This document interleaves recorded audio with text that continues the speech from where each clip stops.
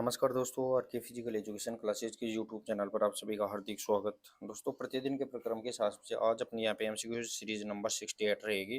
लेकिन चैनल पर पहली बार विजिट कर रहे हैं तो आर के फिजिकल एजुकेशन क्लासेज को आप सब्सक्राइब कर ले और बेल आइकन को प्रेस कर ले ताकि आने वाली क्लासों का नोटिफिकेशन आपको मिलता रहे। दोस्तों, अपन ने जो 9,999 क्वेश्चन का यहाँ पे प्रक्रम चला रखा है उसका पार्ट नंबर 68 रहेगा। मॉर्निंग सेशंस के अंदर भी अपन यहाँ पे थोड़ी की क्लास लेने की पूरी कोशिश कर रहे हैं। साथ ही में दोस्तों अपन बूस्टर डोज भी बीच बीच के अंदर ले रहे हैं। सभी दोस्त एक बार क्लास को शेयर कर दे, लाइक कर दे, फिर अपन यहाँ पे लगातार क्लास के क्वेश्चन देखते हैं। आज अपन यहाँ पे सीरीज नंबर 68 देखे दोस्तों, और उसका पहला क्वेश्चन यहाँ पे रहेगा कि पूर्व अनुभवों की पुनरावृत्ति को कहा जाता है। पूर्व अनुभव की पुनरावृत्ति को क्या कहा जाता है वो अपने यहाँ पे बताना है। धारणा, स्मरण, पहचान या फिर काल्पनिक। क्वेश्चन नंबर 1 के अंदर बताना है पूर्व अनुभव की पुनरावृत्ति को अपन किस नाम से जानते हैं, तो रिकॉल या रिमेम्बर के नाम से जानते हैं। Question number 1 option number B correct answer यहाँ पे रहेगा। देखिए दोस्तों, यहाँ पे फैक्ट इंपोर्टेंट दिए गए हैं आपके लिए लगातार। तो यहाँ पे जो फैक्ट दिए गए वो देखिए दोस्तों यहाँ पे कि यह मनोविज्ञान में स्मृति क्रियाओं से संबंधित है। यानी स्मरण, रिकॉल, बिना बाहरी संकेत के पूर्व अनुभव को दोहराना है, उसे अपन रिकॉल के नाम से जानते हैं। पूर्व अनुभव की है पुनरावृत्ति के नाम से जाना जाता है। नेक्स्ट और आगे क्वेश्चन नंबर 2। क्वेश्चन नंबर 2 देखे दोस्तों यहाँ पे बी एफ स्किनर, यहाँ पे इंग्लिश वर्जन देखे दोस्तों। यहाँ पे बी एफ स्किनर है वो यहाँ पे प्रसिद्ध मनोवैज्ञानिक के कौन सी जगह के थे, यहाँ पे ब्रिटेन, भारत, अमेरिका, रूस। और सभी दोस्त जुड़ गए हैं तो एक बार क्लास को क्या कर दीजिए दोस्तों, यहाँ पे सभी दोस्त एक बार क्लास को शेयर और लाइक कर दे। तो बी एफ स्किनर की बात कर रहे हैं दोस्तों, जिसने क्रिया प्रसूत के यहाँ पे क्या दिया था, क्रिया प्रसूत का यहाँ पे सिद्धांत दे दिया था। क्वेश्चन नंबर यहाँ पे 2 ऑप्शन नंबर सी करेक्ट आंसर रहेगा दोस्तों। यहाँ पे अमेरिका के मनोवैज्ञानिक यहाँ पे बी एफ स्किनर यहाँ पे रहने वाले हैं। फैक्ट भी देख सकते हैं दोस्तों आप। तो फैक्ट दिया गया है कि जो फ्रेडरिक स्किनर है वो यहाँ पे अमेरिकी व्यवहारवादी मनोवैज्ञानिक थे। और जो ऑपरेंट कंडीशनिंग थ्योरी की है यहाँ पे इसके द्वारा यहाँ पे दी गई थी। ऑपरेंट कंडीशनिंग थ्योरी है, क्रिया प्रसूत सिद्धांत है दोस्तों यहाँ पे, वो इसके द्वारा यहाँ पे दिया गया था। नेक्स्ट और आगे क्वेश्चन नंबर 3। क्वेश्चन नंबर 3 देखिए दोस्तों यहाँ पे सीखने की गति आरंभ में तीव्र व धीरे धीरे मंद हो जाती है, तो इसे क्या कहते हैं वो अपने यहाँ पे बताया दोस्तों। यहाँ पे लर्निंग कर्व के बारे में बताया गया है, ये जो लर्निंग वक्र है उनके बारे में। लेकिन शुरुआत में तो क्या होती है दोस्तों, यहाँ पे आरंभ में तो जो गति होती है, मान लो ये कोई ग्राफ है, इसमें आरंभ में तो गति तेज होती है और बाद में धीरे धीरे है वो डाउन होने लग जाती है। तो ये इसका मैक्सिमम पॉइंट रहेगा, फिर यहाँ पे धीरे धीरे डाउन हो जाती है। तो अपने को यहाँ पे बाद की पोजीशन को ध्यान में रखकर है वो इसका आंसर बताना है। तो धीरे धीरे मंद हो जाती है तो ये नेगेटिविटी में आता है। यहाँ पे नेगेटिविटी एक्सेलरेशन कर्व रहेगा। क्वेश्चन नंबर यहाँ पे 3 ऑप्शन नंबर देखे दोस्तों यहाँ पे वो यहाँ पे रहेगा दोस्तों, यहाँ पे सीज का यहाँ पे करेक्ट आंसर रहेगा। यानी बाद में क्या हो जाती है दोस्तों, यहाँ पे नेगेटिव एक्सेलरेशन यहाँ पे रहेगा। फैक्ट भी देख सकते हो दोस्तों आप। फैक्ट दिया गया है कि ये कौशल अधिगम में सबसे सामान्य सीखने का वक्र होता है। ये कौशल अधिगम में सबसे सामान्य सीखने का वक्र होता है दोस्तों। यहाँ पे इसके अंदर ये नेगेटिवली एक्सेलरेशन कॉन्वेक्स कर्व होता है। इसमें क्या होता है, जो मोस्ट कॉमन यहाँ पे लर्निंग है इसके अंदर जो शुरुआत में तो क्या रहेगा, वक्र यहाँ पे तेज गति से आगे बढ़ता है और धीरे धीरे यहाँ पे उन्नति यहाँ पे कमजोर यहाँ पे नेगेटिव की तरफ यहाँ पे बढ़ने लग जाता है। नेक्स्ट और आगे क्वेश्चन नंबर 4 देखे दोस्तों। आरंभ में सीखने की गति मंद व बाद में तीव्र होती है, इसे अपन किस नाम से जानते हैं दोस्तों। ये कौन सा लर्निंग वक्र है जो आरंभ में तो गति है वो यहाँ पे मंद यानी कम रहती है और बाद के अंदर यहाँ पे तीव्र हो जाती है, उसे अपन किस नाम से जानते हैं। तो दोस्तों यहाँ पे धीरे धीरे गति है वो कमजोर रहती है, लेकिन बाद में है वो यहाँ पे तेज हो जाती है, तो ये किस नाम से जाना जाता है। तो यहाँ पे जो बाद में तेज गति है वो वक्र के अंदर देखने को मिलेगी। क्वेश्चन नंबर यहाँ पे 4 ऑप्शन नंबर यहाँ पे देखे दोस्तों, इससे पॉजिटिव यानी बाद में क्या हो गई है, यहाँ पे तीव्र हो गई है, तो पॉजिटिविटी यहाँ पे गुणोत्तर यहाँ पे वक्र रहने वाला है। Question number 4 option number A correct answer यहाँ पे रहेगा। देख सकते हैं दोस्तों यहाँ पे, तो इसे अपन इसे पॉजिटिवली एक्सिलरेट कॉनकेव वक्र कहते हैं। धीमी शुरुआत के बाद है वो इसमें क्या होता है, तेज सुधार यहाँ पे होता है, ये अपने को यहाँ पे याद रखना है।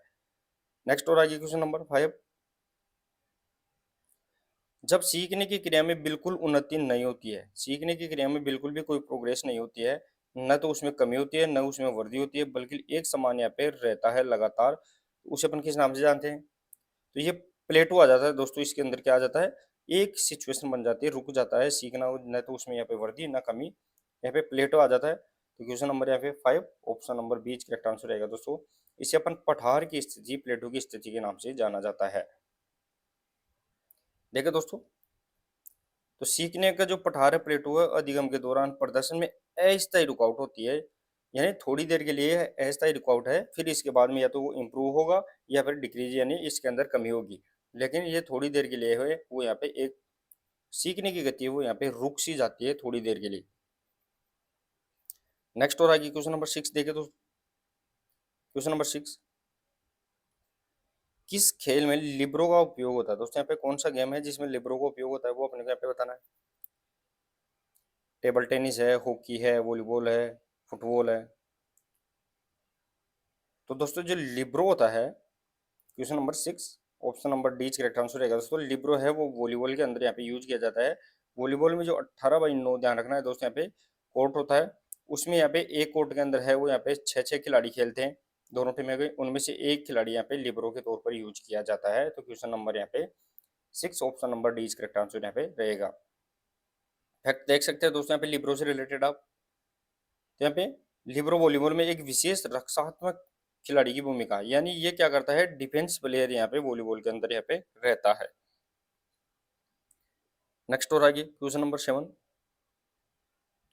क्वेश्चन नंबर 7 देखिए दोस्तों यहाँ पे कि किसी भी खेल में बेहतर प्रदर्शन हेतु किस प्रकार की एंजाइटी होनी चाहिए, यानी कोई भी खेल है उसमें अपने को यहाँ पे अच्छा परफॉर्मेंस, बेटर परफॉर्मेंस के लिए है वो यहाँ पे एंजाइटी का जो स्तर है, लेवल है, वो यहाँ पे कैसा होना चाहिए? अत्यधिक एंजाइटी, न्यूनतम एंजाइटी, ऑप्टिमम एंजाइटी, या इनमें से कोई नहीं। तो खेल के प्रति ध्यान रखना दोस्तों, यहाँ पे खेल के प्रति या किसी स्किल के प्रति अगर सीख रहे हैं तो उसके प्रति जो चिंता बन रही है अपने यहाँ पे सीखने के लिए, वो यहाँ पे ऑप्टिमम होनी चाहिए। क्वेश्चन नंबर 7 ऑप्शन नंबर सी करेक्ट आंसर रहेगा। ऑप्टिमम मैक्सिमम चिंता है उस स्किल या गेम से रिलेटेड, तो वो अपने को यहाँ पे अच्छी मानी जाती है। देख सकते हैं दोस्तों आप, फैक्ट क्या दिया गया है कि जो इन्वर्टेड यू थ्योरी के अनुसार है वो मध्यम या ऑप्टिमम उत्तेजना है, वो यहाँ पे स्तर सर्वश्रेष्ठ प्रदर्शन देता है। ऑप्टिमम या मीडियम, जो यहाँ पे मॉडरेट, जो यहाँ पे एंजाइटी होती है उसका यहाँ पे ध्यान रखना है, जो लेवल है परफॉर्मेंस है वो यहाँ पे सबसे अच्छा यहाँ पे परफॉर्मेंस करने के लिए अपने को मोटिवेट करता है। नेक्स्ट और आगे क्वेश्चन नंबर 8, क्वेश्चन नंबर 8 देखिए दोस्तों यहाँ पे कि मोच किसकी चोट होती है? दोस्तों स्प्रेन की बात कर रहे हैं अपन, यहाँ पे स्प्रेन की बात कर रहे हैं, ये स्प्रेन किसकी चोट होती है वो अपने को यहाँ पे बताना है। अब दोस्तों जो स्प्रेन होती है वो किसकी चोट रहेगी? तो यहाँ पे लिगामेंट की चोट रहेगी, लिगामेंट। और लिगामेंट है वो क्या करता है दोस्तों, यहाँ पे जो हड्डी होती है, इस हड्डी को हड्डी से जोड़ने का कार्य करता है, जो दो हड्डियां होती है उनको जोड़ने का कार्य लिगामेंट करता है।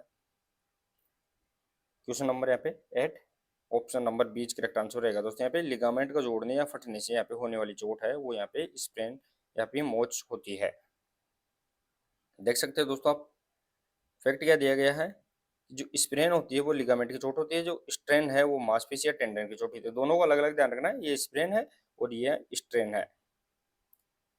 नेक्स्ट और आगे क्वेश्चन नंबर 9, क्वेश्चन नंबर 9 देखिए दोस्तों, कंट्रास्ट बात की संस्तुति की जाती है, यानी कंट्रास्ट बात है उसको रिकमेंड है वो किसके लिए किया जाता है वो अपने को यहाँ पे बताना है। घाव के उपचार के लिए, डिसलोकेशन को कम करने के लिए, सूजन को कम करने के लिए, उपरोक्त में से कोई नहीं। कंट्रास्ट बात की बात कर रहे हैं दोस्तों अपन, इसको अपन रिकमेंड किसके लिए करेंगे? अब कंट्रास्ट बात में क्या होता है दोस्तों, यहाँ पे कंट्रास्ट बात होती है उसमें यहाँ पे ठंडा और गर्म दोनों जल उपयोग करते हैं बारी बारी से, तो ठंडा और गर्म जल उपयोग करते हैं उसे कंट्रास्ट बात के नाम से जानते हैं। क्वेश्चन नंबर यहाँ पे 9 ऑप्शन नंबर सी करेक्ट आंसर रहेगा दोस्तों। सूजन को कम करने के लिए है, रिड्यूज स्वेलिंग है, उसे करने के लिए अपन कंट्रास्ट बात यूज करते हैं। देख सकते हैं दोस्तों आप, कंट्रास्ट बात की अपन क्या करेंगे, तो गर्म और जो ठंडा पानी है उनको अल्टरनेट, अल्टरनेट यानी एक के बाद एक है वो सूजन को कम करने के लिए अपन, और साथ में ब्लड संचार है, सर्कुलेशन है, उसको सुधारने के लिए अपन कंट्रास्ट बात यूज करते हैं। नेक्स्ट और आगे क्वेश्चन नंबर 10, क्वेश्चन नंबर 10 देखे दोस्तों, जब हम मांसपेशी में खिंचाव हो तो क्या प्रयोग करना चाहिए? मसल्स के अंदर की बात कर रहे हैं दोस्तों अपन, मसल्स जब स्ट्रेन हो जाता है या पुल हो जाती है तो उसमें अपन क्या करना चाहिए? गर्म पानी का उपयोग, ठंडे पानी का उपयोग, आइस यानी बर्फ का उपयोग, या फिर इंफ्रारेड लैंप का उपयोग। तो दोस्तों यहाँ पे मसल्स पुल हो जाती है, मसल स्ट्रेन हो जाती है, खिंच जाती है, मांसपेशी में खिंचाव हो जाता है। तो यहाँ पे question number 10 option number C is correct answer रहेगा। दोस्तों जो आइस है वो यूज करना चाहिए, और आइस में अपन यहाँ पे राइस पद्धति यहाँ पे सबसे ज्यादा यूज करते हैं, जो प्रेजेंट के अंदर यहाँ पे प्राइसर के नाम से यहाँ पे जानी जाती है। देखिए दोस्तों यहाँ पे फैक्ट क्या दिया गया है। तो फैक्ट दिया गया है कि दोस्तों यहाँ पे कि प्रारंभिक जो राइस विधि है, उस राइस विधि के अंदर जो है जो आराम, बर्फ, दबाव और ऊंचाई का पालन करते हुए अपन ठंडी थेरेपी की प्राथमिकता है, यानी इसके अंदर है वो आइस, या इसके अंदर अपन क्रायोथेरेपी भी यूज कर सकते हैं, ये भी अपने को यहाँ पे याद रखना है। नेक्स्ट और आगे 11 क्वेश्चन नंबर 11, क्रायोथेरेपी का अन्य नाम क्या है दोस्तों। यहाँ पे अनदर नेम ऑफ क्रायोथेरेपी की बात कर रहे हैं। दोस्तों मैंने बताया था कि जो हाइड्रोथेरेपी होती है, ये हाइड्रोथेरेपी दो प्रकार की होती है। हाइड्रोथेरेपी का मतलब है जल की चिकित्सा, और जल की चिकित्सा दो प्रकार की रहेगी, एक यहाँ पे ठंडी और दूसरी यहाँ पे गर्म। और जो ठंडी होती है उसे अपन क्रायोथेरेपी के नाम से, और जो गर्म होती है उसे अपन थर्मोथेरेपी के नाम से जानते हैं। तो यहाँ पे क्रायोथेरेपी को अपन ठंडी चिकित्सा, या इसे ice therapy, isotherapy, question number 11 option number B correct answer रहेगा दोस्तों। इसे अपन आइसोथेरेपी या आइस थेरेपी के नाम से भी जानते हैं। फैक्ट देख सकते हैं दोस्तों आप कि क्रायोथेरेपी ठंड का उपयोग करके है वो चिकित्सा, यानी बर्फ लगाना है, इमर्शन है, जो आइस स्प्रे है, कोल्ड स्प्रे है, इनका यूज अपन करते हैं। नेक्स्ट और आगे क्वेश्चन नंबर 12, क्वेश्चन नंबर 12 देखिए दोस्तों यहाँ पे कि खेल में चोटें क्यों लगती है। दोस्तों यहाँ पे स्पोर्ट्स इंजरी है वो क्यों होती है ज्यादातर, वो अपने को यहाँ पे बताना है। लापरवाही के कारण, अपर्याप्त प्रशिक्षण तकनीक व उपकरण के कारण, ज्ञान की कमी के कारण, या उपरोक्त सभी। तो दोस्तों जो जितनी भी स्पोर्ट्स इंजरी होती है, खेलों में जो चोटें लग जाती है, वो कुछ न कुछ कमी के कारण लगती है, जिसमें लापरवाही भी हो सकती है, उपकरण और टेक्निक का यहाँ पे कमी हो सकती है, ज्ञान है, नॉलेज है, उस स्किल और गेम से रिलेटेड वो भी कम हो सकता है। तो यहाँ पे उपरोक्त सभी है वो इसका सही आंसर यहाँ पे रहेगा। Question number 12 option number D is correct answer यहाँ पे रहेगा। ठीक है दोस्तों, यहाँ पे फैक्ट क्या दिया गया कि अधिकांश खेल चोटें हैं वो लापरवाही है, अपर्याप्त तैयारी है, ज्ञान की कमी है, संयोजन से होती है, इनसे यहाँ पे होने वाली यहाँ पे चोटें रहती है। नेक्स्ट और आगे क्वेश्चन नंबर 13, बाल एवं सॉकेट जोड़ कहाँ पाया जाता है। बॉल एंड सॉकेट की बात कर रहे हैं दोस्तों, यहाँ पे वो जोड़ कहाँ पाया जाता है। वो जोड़ दोस्तों मैंने बताया था, दो जोड़ तीन प्रकार के रहेंगे, एक यहाँ पे चल मूवेबल, दूसरा यहाँ पे अल्पचल यानी स्लाइटली मूवेबल, और तीसरा यहाँ पे अचल यानी इमूवेबल यहाँ पे होता है। उनमें से जो चल जोड़ होते हैं वो भी कई प्रकार के होते हैं, जैसे pivot, hinge, ball and socket, sensor gliding. तो यहाँ पे जो बॉल एंड सॉकेट है जिसे अपन 360 डिग्री के नाम से जानते हैं, क्वेश्चन नंबर यहाँ पे 13 option number B is correct answer. यहाँ पे कंधा है यानी कंधे के अंदर, और साथ ही साथ साथ हिप यानी कूल्हे के अंदर भी है वो यहाँ पे बॉल एंड सॉकेट जोड़ पाया जाता है। फैक्ट देखे दोस्तों, तो बॉल एंड सॉकेट जो यानी जोड़ है वो यहाँ पे कंधे और कूल्हे में पाया जाता है। कंधे यानी शोल्डर, और साथ ही साथ है वो यहाँ पे किसके अंदर है, वो यहाँ पे हिप के अंदर पाया जाता है, और ये बहुदिशात्मक गति करता है, यानी मल्टी डायरेक्शन मूवेबल जॉइंट यहाँ पे रहता है। नेक्स्ट और आगे क्वेश्चन नंबर 14, क्वेश्चन नंबर 14 देखिए दोस्तों यहाँ पे कि मानव शरीर की सबसे छोटी संरचना क्या है। The smallest structure of human body की बात कर रहे हैं। मानव शरीर की सबसे छोटी संरचना आंख, अंग, ऊतक, कोशिका। तो मानव की जो संरचनात्मक और क्रियात्मक इकाई भी बोल सकते हैं, इसे अपन संरचनात्मक और क्रियात्मक इकाई भी बोले, तो यहाँ पे कौन रहेगा दोस्तों। यहाँ पे question number 14 option number D इसका करेक्ट आंसर यहाँ पे रहेगा। कोशिका होती है वो मानव शरीर की सबसे छोटी संरचना, और साथ ही में क्रियात्मक इकाई यहाँ पे रहती है। देखिए दोस्तों यहाँ पे तो कोशिका सभी जीवों की मूल संरचनात्मक और कार्यात्मक यानी स्ट्रक्चरल और फंक्शनल यूनिट यहाँ पे रहती है। नेक्स्ट और आगे क्वेश्चन नंबर 15 देगा दोस्तों यहाँ पे क्वेश्चन नंबर 15, रक्त का कार्य है दोस्तों। फंक्शन ऑफ ब्लड की बात कर रहे हैं अपन यहाँ पे, रक्त का क्या कार्य है। कैरी ऑफ न्यूट्रिशन है, टू सप्लाई यहाँ पे ऑक्सीजन है, बोथ या इनमें से कोई नहीं। दोस्तों यहाँ पे जो रक्त होता है, ब्लड होता है, वो एक व्यक्ति में लगभग 5 से 6 लीटर यहाँ पे ब्लड होता है। और रक्त का जो पीएच मान है वो भी ध्यान रखना है अपने को, एवरेजली 7.4 है वो रक्त का पीएच मान यहाँ पे रहता है। अब यहाँ पे देखा गया कि रक्त क्या क्या कार्य करता है। यहाँ पे पोषक तत्वों को ले जाता है, यानी जो न्यूट्रिएंट्स होते हैं उनको लेके जाता है। ऑक्सीजन की सप्लाई है वो भी करता है हीमोग्लोबिन के माध्यम से। Question number 15 option number C is correct answer. यहाँ पे एक और दो दोनों यहाँ पे सही रहे ऑप्शन यहाँ पे रहने वाले हैं। देखिए दोस्तों यहाँ पे इसके साथ साथ में देखिए दोस्तों यहाँ पे तो रक्त पोषक तत्वों को, ऑक्सीजन को, हार्मोन को और जो अपशिष्ट पदार्थ हैं उनको भी लेके चलने का, कैरी करके यहाँ पे ले चलने का कार्य करता है। नेक्स्ट और आगे क्वेश्चन नंबर 16। क्वेश्चन नंबर यहाँ पे 16 देखिए दोस्तों। क्वेश्चन नंबर 16 रहेगा कि यकृत का कार्य है, यानी फंक्शन ऑफ लीवर की बात कर रहे हैं अपन। तो यकृत का क्या कार्य है दोस्तों यहाँ पे? यकृत की स्टडी को अपन हेपेटोलॉजी के नाम से जानते हैं दोस्तों यहाँ पे, हेपेटोलॉजी। तो यकृत का कार्य क्या रहेगा दोस्तों यहाँ पे? शरीर के तापमान का रखरखाव है, पित्त का स्राव है, मूत्र का बनाना है, या उपरोक्त सभी। तो क्वेश्चन नंबर यहाँ पे 16 ऑप्शन नंबर बीच करेक्ट आंसर है। बाइल यहाँ पे जो सिक्रेशन है उसका निर्माण यहाँ पे करता है। तो रक्त है, सॉरी यहाँ पे यकृत है, वो यहाँ पे पित्त रस का निर्माण करता है और वो पित्ताशय गोल ब्लड के अंदर यहाँ पे जाके इकट्ठा हो जाता है और वो क्या करता है दोस्तों यहाँ पे, तो जो वसा होती है, फैट होती है, उसको इमल्सन करने का कार्य, उसका पाइशीकरण करने का कार्य करता है। तो देखिए दोस्तों यहाँ पे फैक्ट दिया गया है कि जो पित्त, यकृत पित्त का उत्पादन करता है, जो वसा का पाचन में मदद करता है, और तापमान नियंत्रण इसका मुख्य कार्य नहीं होता है, बल्कि यहाँ पे तापमान का नियंत्रण भी करता है, लेकिन इसका मुख्य मेन यहाँ पे फंक्शन नहीं होता है, बल्कि मेन फंक्शन है वो यहाँ पे पित्त का है, लीवर का है, वो यहाँ पे पित्त यानी बाइल सीक्रेशन यहाँ पे रहता है। नेक्स्ट और आगे क्वेश्चन नंबर 17। अनुलोम विलोम एक है, अनुलोम विलोम क्या है दोस्तों, वो अपने को यहाँ पे बताना है। षटक्रम है, प्राणायाम है, आसन है, या समाधि। दोस्तों अपन जो अपनी नासिका होती है, उस नासिका से है वो दोस्तों अपन क्या करते हैं, ये अपनी नासिका है मान लो, नाक से, एक नाक से श्वास लेते हैं, इससे लेंगे, फिर इससे अपन वापस यहाँ पे निकालेंगे। तो ये इस प्रकार प्रोसेस चलती रहेगी, फिर अपन इससे लेंगे और इससे वापस निकालेंगे। तो यह अनुलोम विलोम का प्राणायाम है। यहाँ पे क्वेश्चन नंबर 17 ऑप्शन नंबर बीच करेक्ट आंसर रहेगा। अनुलोम विलोम क्या है, तो ये एक प्राणायाम यहाँ पे होते हैं। तो देखिए दोस्तों यहाँ पे फैक्ट क्या दिया गया है कि अनुलोम विलोम है वो वैकल्पिक नासिका श्वास यानी एक प्राणायाम श्वास तकनीक यहाँ पे होती है। नेक्स्ट हो रहा है क्वेश्चन नंबर 18। क्वेश्चन नंबर 18 देखिए दोस्तों यहाँ पे कि कपालभाति क्या है, वो भी अपने को यहाँ पे बताना है। कपालभाति क्या होती है, प्राणायाम है, यम है, आसन है, या षटक्रम है। कपालभाति की बात करें दोस्तों अपन,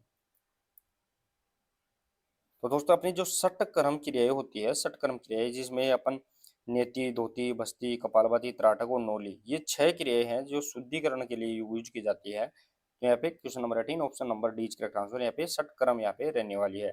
कपालभाति क्या होती है दोस्तों, यहाँ पे षटकर्म यानी शुद्धि क्रियाओं में शामिल होती है। देख सकते हैं दोस्तों आप, तो कपालभाति हठ योग के 6 शुद्धिकरण प्रक्रियाओं के अंदर षटक्रम में से एक है। यानी कपालभाति क्या है, तो हठ योग होता है, हठ योग प्रदीपिका के अंदर है वो, यहाँ पे 6 शुद्धि क्रियाएं होती हैं, उनमें से एक है वो यहाँ पे कपालभाति यहाँ पे रहती है।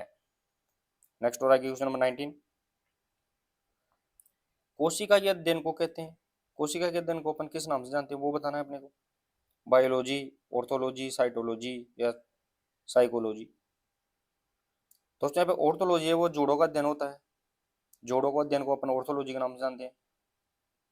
साइकोलॉजी अपन मनोविज्ञान को नाम जानते हैं, बायोलॉजी अपन जीव विज्ञान को जानते हैं, और जो स्टडी ऑफ सेल होता है उसे अपन साइटोलॉजी के नाम से जानते हैं। तो ये कोशिका का अध्ययन है वो यहाँ पे साइटोलॉजी कहलाता है। फैक्ट भी देख सकते हैं दोस्तों आप, तो साइटोलॉजी है वो जीव विज्ञान की वह शाखा है जिसमें कोशिकाओं के अध्ययन करता है। यानी ब्रांच किसकी है, तो बायोलॉजी की ब्रांच है जिसके अंदर अपन स्टडी ऑफ सेल यहाँ पे करते हैं। नेक्स्ट और आगे क्वेश्चन नंबर 20।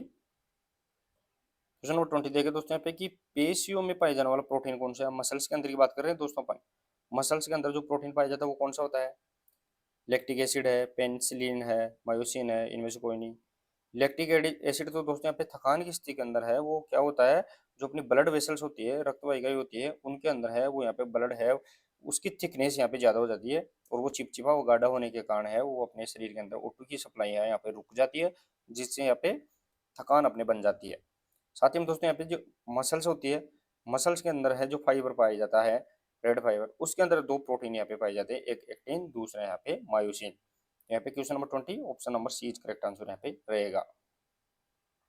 देखिए दोस्तों यहाँ पे, तो मायोसिन और एक्टिन मांसपेशी संकुचन के लिए मुख्य संकुचनशील प्रोटीन होते हैं। ये क्या कॉन्ट्रैक्ट प्रोटीन होते हैं, जो कॉन्ट्रैक्टाइल है, मसल्स कॉन्ट्रैक्टाइल में अपने को यहाँ पे मदद करते हैं, एक्टिन और मायोसिन।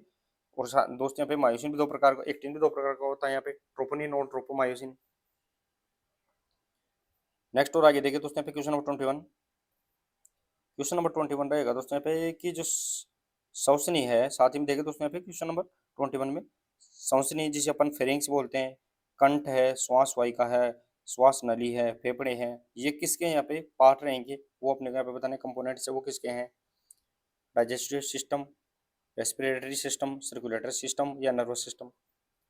तो दोस्तों अपने जो फेरिंग्स है, लेरिंग्स है, ट्रेकिया, ब्रोंकाइल, लंग्स, ये जितने भी होते हैं वो अपने रेस्पिरेटरी यानी श्वसन तंत्र से संबंधित रहेंगे। Question number 21 option number B correct answer यहाँ पे रहेगा। देखिए दोस्तों यहाँ पे तो ये अंग है वो श्वसन तंत्र बनाते हैं, सब मिलकर श्वसन तंत्र बनाते हैं जो श्वास और गैस के आदान प्रदान के लिए क्या होते हैं, जो O2 और CO2 के यहाँ पे आदान प्रदान के लिए जिम्मेदार यहाँ पे रहते हैं। नेक्स्ट और आगे क्वेश्चन नंबर 22 योग के जनक है दोस्तों यहाँ पे फादर ऑफ योगा की बात करें तो यहाँ पे कौन है। इजी रहेगा दोस्तों यहाँ पे क्वेश्चन योग के जनक, और योग के जनक है वो यहाँ पे अष्टांग योग की बात कर रहे हैं अपन, यहाँ पे अष्टांग योग की बात करें क्वेश्चन नंबर यहाँ पे 22 ऑप्शन नंबर सी करेक्ट आंसर। महर्षि जो पतंजलि है वो ध्यान रखना है दोस्तों यहाँ पे योग के क्या रहेंगे, जनक यहाँ पे रहने वाले हैं, और इनके द्वारा यम नियम आसन प्राणायाम प्रत्याहार धारणा ध्यान समाधि ये 8 प्रकार के हैं वो प्रकार यहाँ पे योग के बताए गए हैं। फैक्ट में देख सकते हैं दोस्तों महर्षि पतंजलि को योग सूत्रों के संकलन का श्रेय दिया जाता है और शास्त्रीय योग का आधारभूत ग्रंथ है यहाँ पे योग है। नेक्स्ट और आगे क्वेश्चन नंबर 23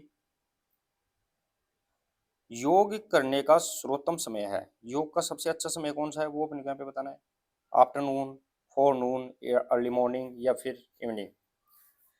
तो योग अपने को डेली करना चाहिए और योग है उसका सबसे अच्छा समय है वो ब्रह्म मुहूर्त माना गया है। क्वेश्चन नंबर 23 ऑप्शन नंबर सी करेक्ट आंसर रहेगा दोस्तों यहाँ पे ब्रह्म मुहूर्त होता है वो योग का सबसे अच्छा यहाँ पे समय होता है। देखिए दोस्तों यहाँ पे प्रातःकाल जो ब्रह्म मुहूर्त है वो परंपरागत रूप से है वो योग के अभ्यास के लिए आदर्श समय यहाँ पे माना जाता है। जो अर्ली मॉर्निंग होता है वो यहाँ पे ब्रह्म मुहूर्त माना जाता है। नेक्स्ट और आगे क्वेश्चन नंबर 24 मांसपेशी खिंचाव क्यों होता है दोस्तों। यहाँ पे मांसपेशी खिंचाव है वो क्यों होता है, मसल्स यहाँ पे स्ट्रेन है, मसल्स स्ट्रेन की बात कर रहे हैं अपन, वो क्यों होता है। खेलने से पहले अपर्याप्त व्यायाम कर न करना, मांसपेशी असंतुलन, खनिज की कमी या उपरोक्त सभी। तो दोस्तों जो मसल्स स्ट्रेन है, मांसपेशी में जो खिंचाव आ जाता है वो अनेक कारणों से होता है। उनमें से खेलने से पहले अगर अपन पर्याप्त वार्म अप नहीं करते, गरमाने की क्रिया नहीं करते तो उसके कारण होता है।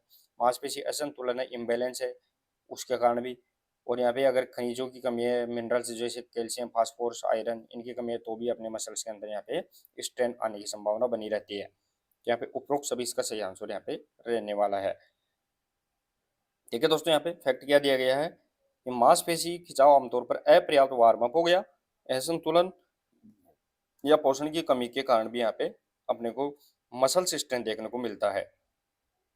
नेक्स्ट और आगे क्वेश्चन नंबर 25, क्वेश्चन नंबर 25 देखे दोस्तों यहाँ पे कि पद्मासन का दूसरा नाम क्या है वो अपने को यहाँ पे बताना है। पद्मासन की बात कर रहे हैं दोस्तों अपन, पद्मासन का दूसरा नाम क्या है, हलासन, स्वास्तिकासन, पादासन या फिर कमलासन।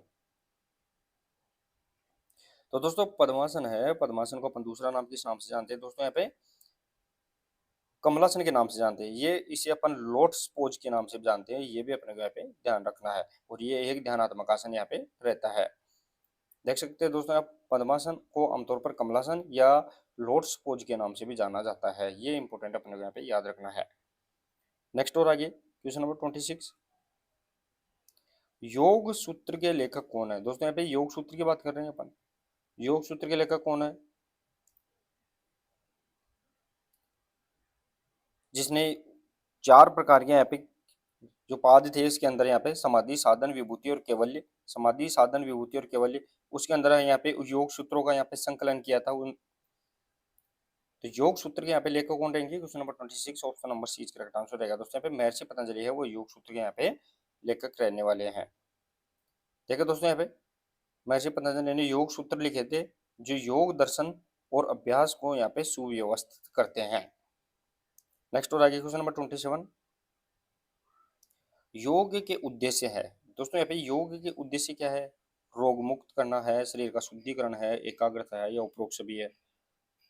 तो योग के उद्देश्य क्या रहेंगे दोस्तों, यहाँ पे क्वेश्चन नंबर यहाँ पे 27 के अंदर बताना है।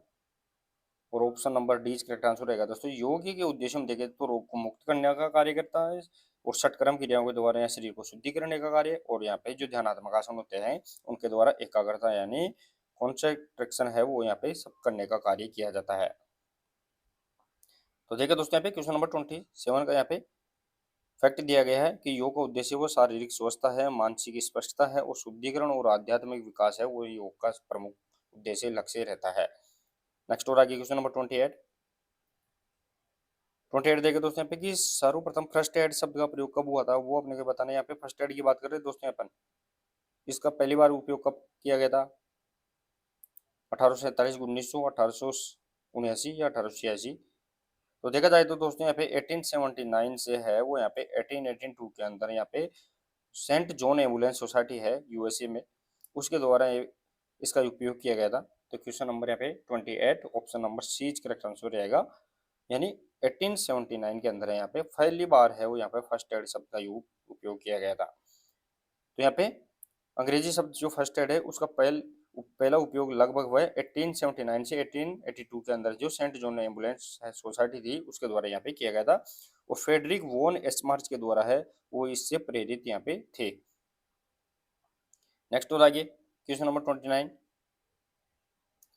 राष्ट्रीय स्वास्थ्य निकाय जिसे अपन एनएफसी के नाम से जानते हैं, नेशनल फिटनेस कॉर्प्स के नाम से जानते हैं दोस्तों यहाँ पे इसे, इसकी स्थापना यहाँ पे कार्यक्रम है कब स्थापित हुआ था वो अपने यहाँ पे बताना है। एनएफसी की बात कर रहे हैं अपन, राष्ट्रीय स्वास्थ्य निकाय की बात करें तो 1970, 65, 51 से 1947। Question number 29 option number B correct answer रहेगा। 1965 ध्यान रखना है दोस्तों यहाँ पे, उसके अंदर है वो एनएफसी नेशनल फिटनेस कॉर्प्स की स्थापना यहाँ पे की गई थी। फैक्ट देखिए दोस्तों यहाँ पे उद्देश्य क्या था इसका, तो भारत में जो नेशनल फिटनेस कॉर्प एनएफसी है वो 1965 में स्कूलों के अंदर है वो शारीरिक फिटनेस के लिए एकीकृत योजना के रूप में आधिकारिक रूप से यहाँ पे स्थापित की गई थी। यानी स्कूलों के अंदर क्या करना है, जो फिजिकल फिटनेस है उसके लिए है वो यहाँ पे लागू की गई थी। नेक्स्ट और आगे क्वेश्चन नंबर 30, क्वेश्चन नंबर 30 रहेगा खेलों में पुनर्वास में उपयोग करते हैं।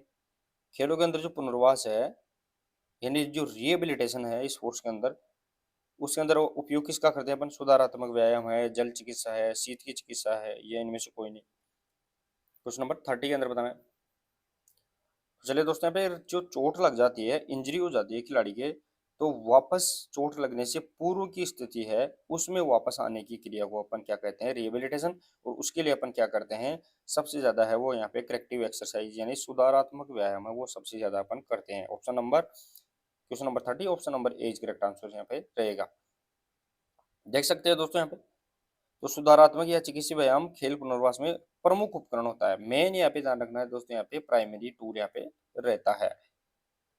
नेक्स्ट और आगे क्वेश्चन नंबर 31, क्वेश्चन नंबर 31 देखिए दोस्तों यहाँ पे मोच एक चोट है। दोस्तों यहाँ पे मोच की बात कर रहे हैं अपन, तो मोच एक चोट किसकी है वो अपने को यहाँ पे बताना है।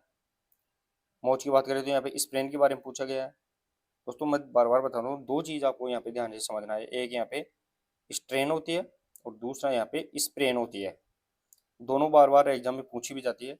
स्प्रेन होती है वो यहाँ पे लिगामेंट की चोट है, जो लिगामेंट क्या करता है हड्डी को हड्डी से बोन टू बोन को जोड़ता है। साथ ही में स्ट्रेन है वो यहाँ पे मांसपेशी की चोट होती है, और ये क्या करता है जो मसल्स को यहाँ पे किससे जोड़ता है? बोन को जोड़ता है। तो यहाँ पे पूछी गई है स्प्रेन यानी मोच पूछी गई है, तो ये बोन टू बोन लिगामेंट की चोट रहेगी। क्वेश्चन नंबर 31 ऑप्शन नंबर सी करेक्ट आंसर यहाँ पे रहेगा। ये अपने को यहाँ पे याद रखना है। अब देख सकते हैं दोस्तों यहाँ पे फैक्ट भी देखिए कि मोच विशेष रूप से लिगामेंट यानी हड्डी को हड्डी से जोड़ने वाली उत्तक जो संयोजी कनेक्टिव टिश्यू है उसकी चोट यहाँ पे होती है, ये अपने यहाँ पे याद रखना है। नेक्स्ट और आगे क्वेश्चन नंबर 32,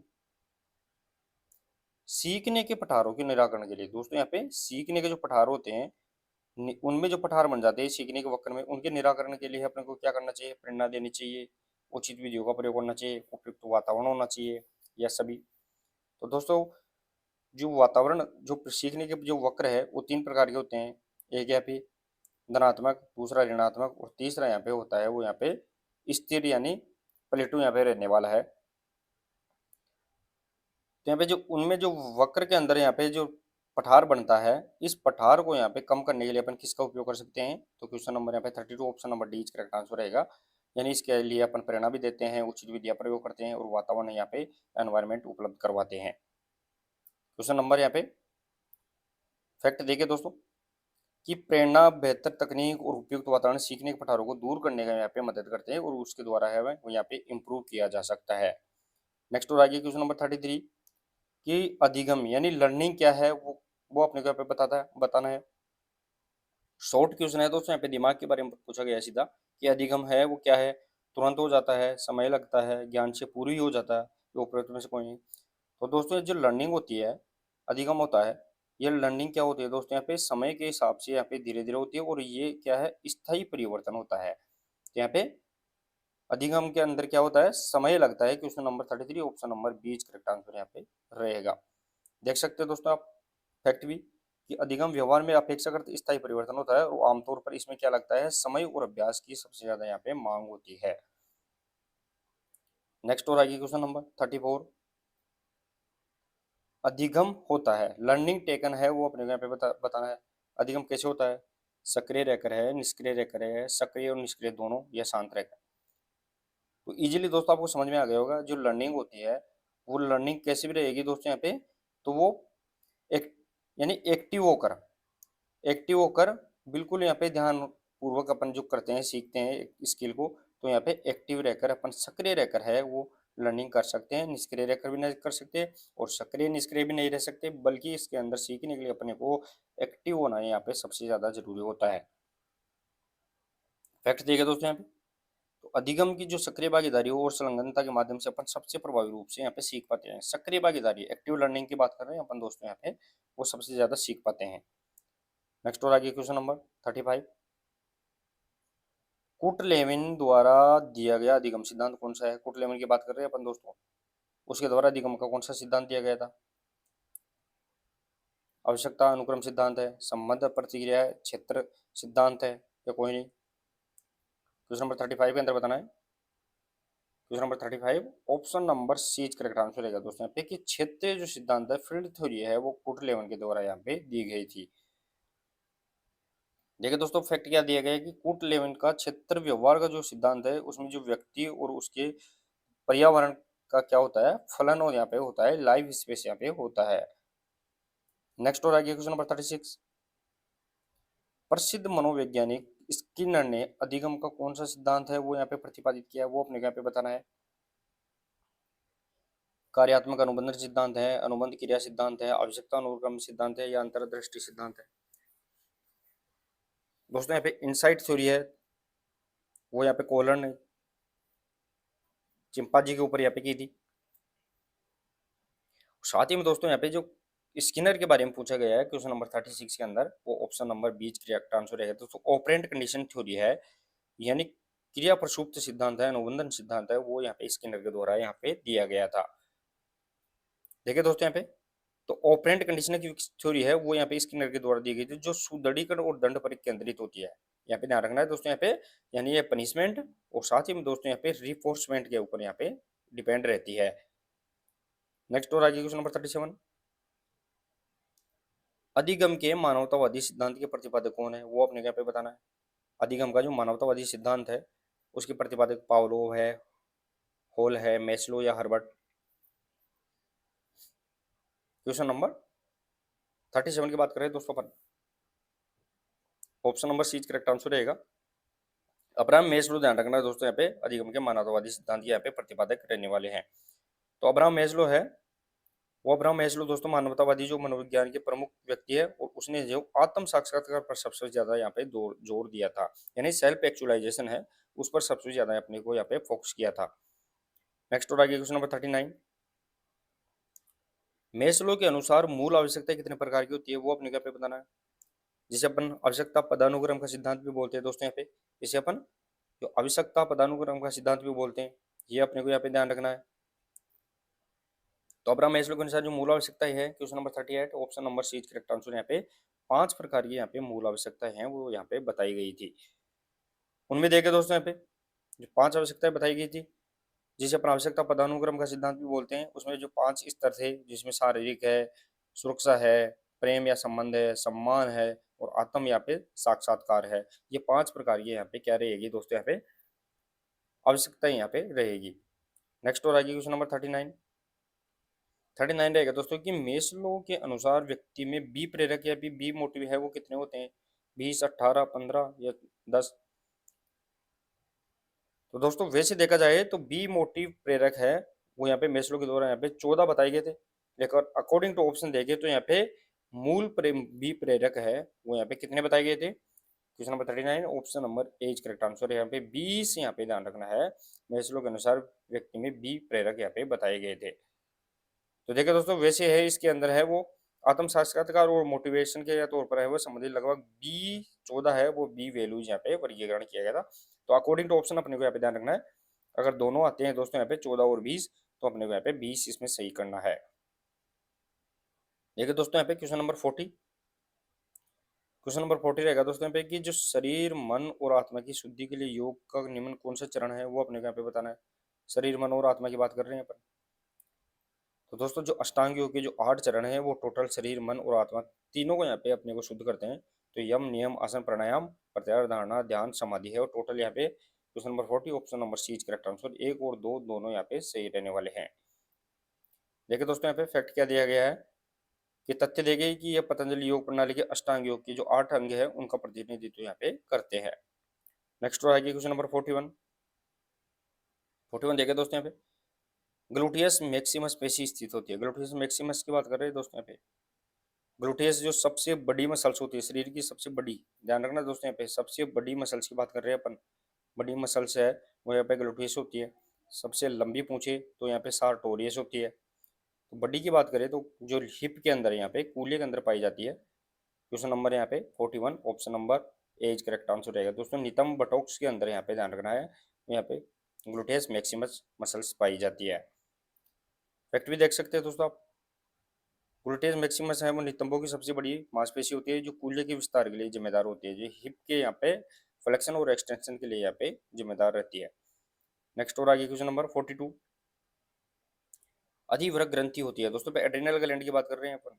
एड्रिनल ग्लैंड कहाँ स्थित होती है, गिरवा यानी नेक के अंदर होती है, प्रत्येक वृक्क यानी किडनी के ऊपर होती है, गले के अंदर यानी होती है। तो गले में तो दोस्तों यहाँ पे थायराइड और पैराथायराइड ग्रंथि होती है।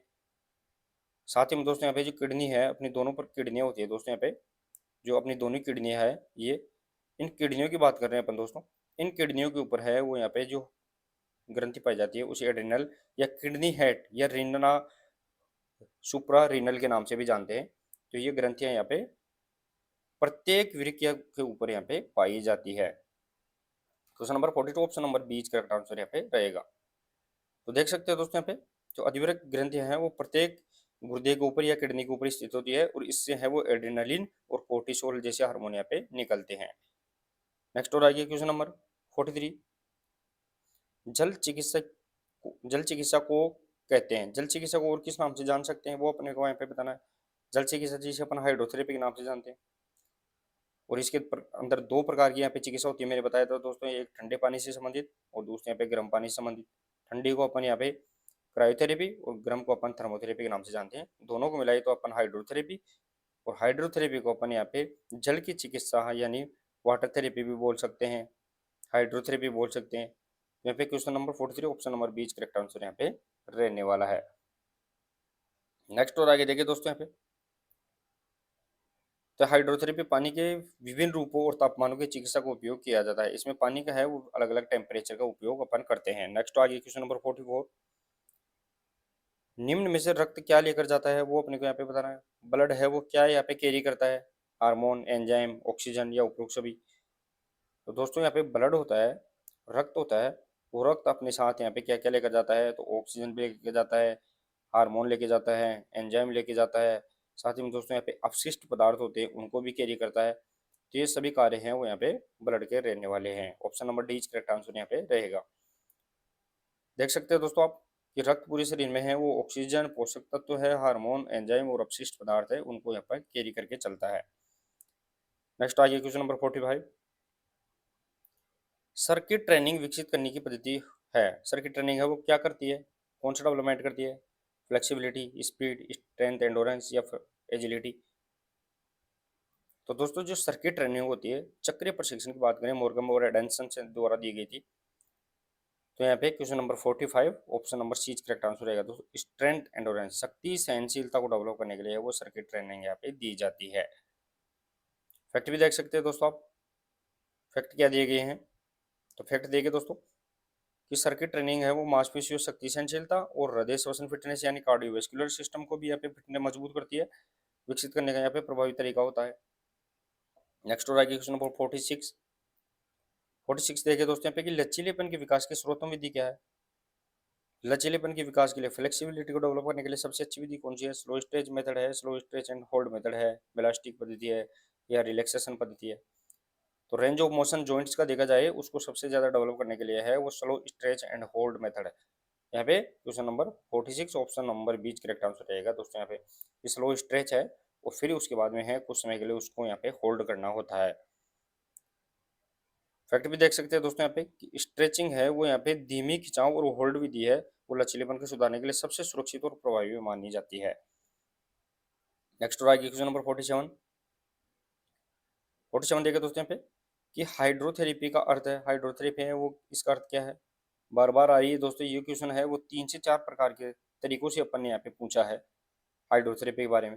हाइड्रोथेरेपी जो जल की चिकित्सा होती है दोस्तों यहाँ पे वो मैंने बार बार तरीके से अलग प्रकार से क्रायोथेरेपी पूछा है, थर्मोथेरेपी के तौर से पूछा है, अनेक प्रकार से पूछ लिया है इसको यहाँ पे। Question number 47 option number 20 correct answer रहेगा। जल की चिकित्सा है उसे अपन हाइड्रोथेरेपी के नाम से जानते हैं। दो प्रकार की यहाँ पे रहेगी, ठंडी और गर्म चिकित्सा यहाँ पे रहने वाली है। देखिए दोस्तों तो हाइड्रोथेरेपी दर्द निवारण और चिकित्सा के लिए है वो पानी का उपयोग है वो हाइड्रोथेरेपी के अंदर यहाँ पे किया जाता है। नेक्स्ट और आगे क्वेश्चन नंबर 48 वार्मिंग अप क्या होता है दोस्तों। यहाँ पे वार्मिंग अप के बारे में पूछा गया है वो अपने यहाँ पे बताना है। वार्मिंग अप क्या करता है, एक होता है वार्मिंग अप, दूसरा होता है दोस्तों यहाँ पे कूल डाउन। कूल डाउन है वो यहाँ पे वापस गर्म होने के बाद में अपने को मसल्स है और जो यहाँ पे शरीर के अंदर O2 की कमी है उसको रिकवर करने के लिए और साथ में लैक्टिक एसिड बन जाता है उसको यहाँ पे हटाने के लिए और यहाँ पे टोटल शरीर को है वो रिकवर करने के लिए है वो कूल डाउन करते हैं अपन।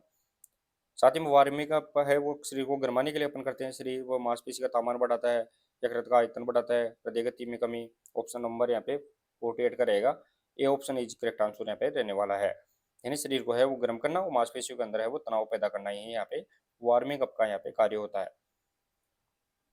देखिए दोस्तों यहाँ पे वार्म अप है वो शरीर और मांसपेशियों का तापमान बढ़ाता है, रक्त प्रवाह ब्लड सर्कुलेशन को भी बढ़ाता है और व्यायाम के लिए है वो शरीर को क्या करता है तैयार करता है। नेक्स्ट और आगे क्वेश्चन नंबर 49 देखे दोस्तों यहाँ पे कि एक निःशक्त लंबी दूरी के दाव को क्या प्राथमिक चिकित्सा अपन दे सकते हैं वो अपने को यहाँ पे बताना है। लॉन्ग डिस्टेंस रनर है दोस्तों यहाँ पे उसको अगर फर्स्ट एड की जरूरत पड़ जाए तो अपन उसे क्या रिकमेंड करने की, मालिश, कृत्रिम श्वसन, शीत चिकित्सा, उपरोक्त सभी। तो question number 49 option number D correct answer रहेगा दोस्तों। उसको उसकी अकॉर्डिंग कंडीशन की बात कर रहे हैं दोस्तों यहाँ पे, जो कंडीशन है उस कंडीशन के अकॉर्डिंग अपन उसको यहाँ पे मालिश भी दे सकते हैं, कृत्रिम श्वास भी दे सकते हैं और शीत चिकित्सा यानी क्रायोथेरेपी भी अपन दे सकते हैं। नेक्स्ट और आगे क्वेश्चन नंबर 50 देखे दोस्तों यहाँ पे कि थकान के विरुद्ध प्रतिरोधक क्षमता क्या कहलाती है। दोस्तों यहाँ पे थकान के विरुद्ध की बात कर रहे हैं उसके बाद भी अपने को क्या है रेजिस्टेंस फोर्स है वो यहाँ पे क्या कहलाएगी। थकान के विरुद्ध अपनी प्रतिरोधक क्षमता क्या कहलाएगी, लोच, गति, सहनशीलता या शक्ति। क्वेश्चन नंबर यहाँ पे 50 ऑप्शन नंबर यहाँ पे सी इज करेक्ट आंसर है। एंडोरेंस यानी सहनशीलता है, थकान की स्थिति में भी लगातार है लंबे समय तक है वो कार्य करने की क्षमता है वो यहाँ पे एंडोरेंस कहलाती है। फैक्ट देखिए दोस्तों यहाँ पे तो फैक्ट दिया गया है कि यहाँ पे दोस्तों कि सहनशीलता है वो मांसपेशी और हृदय श्वसन यानी कार्डियोवैस्कुलर सिस्टम को लंबे समय तक है वो शारीरिक गतिविधि बनाए रखने के लिए है वो थकान की स्थिति में भी प्रतिरोध करने की क्षमता यहाँ पे प्रदान करता है। तो चलिए दोस्तों आज की जो एमसीक्यूज है उसके अंदर अपन ने 50 एमसीक्यूज लिए थे और स्कोर आप कितना कर पाए वो जरूर कमेंट बॉक्स में बताइए। क्लास कैसी लगी वो भी बताइए, अगर क्लास अच्छी लगी तो क्लास को शेयर और लाइक जरूर करिए और लास्ट में दोस्तों आप स्लाइड मार के अपन हाइप भी अप कर सकते हैं। तो मिलते हैं दोस्तों नेक्स्ट इंपॉर्टेंट प्रश्नोत्तरी के साथ, तब तक के लिए धन्यवाद, थैंक यू सो मच।